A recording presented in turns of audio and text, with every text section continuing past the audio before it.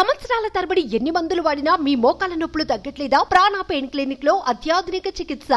ఎన్నికలకు సిద్ధమవుతున్న ఆంధ్రప్రదేశ్ లో ఇసుక తవ్వకాలపై సుప్రీంకోర్టు కీలక ఆదేశాలు జారీ చేసింది. ఇప్పటికే రాష్ట్రంలో ఇసుక తవ్వకాలపై పలు వివాదాలు, విమర్శలు ఉన్న క్రమంలో సుప్రీంకోర్టు ఆదేశాలు చర్చకు దారితీశాయి.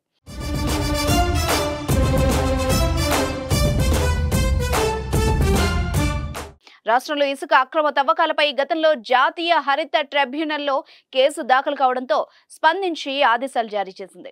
తాజాగా సుప్రీంకోర్టు రియాక్ట్ అయింది.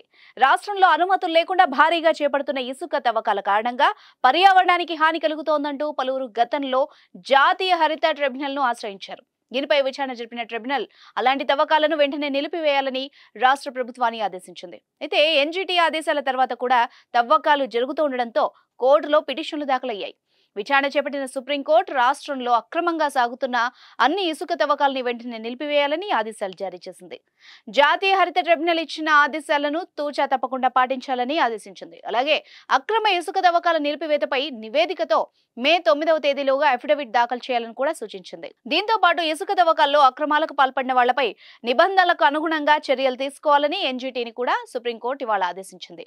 గతంలో ఎన్జీటీ ఆదేశాల తర్వాత అక్రమ ఇసుక తవ్వకాలు జరపడం లేదని అఫిడవిట్ ఇవ్వాలని స్థానిక కాంట్రాక్టర్ అయిన జేపీ వెంచర్స్ కూడా సుప్రీంకోర్టు ఆదేశాలు ఇచ్చింది.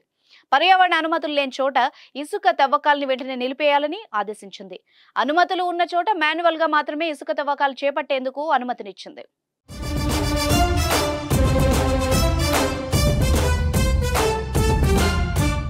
సుమన్ టీవీలో మీ పర్సనల్ అండ్ బిజినెస్ ప్రమోషన్స్ కోసం కింది నెంబర్కి కాంటాక్ట్ చేయండి.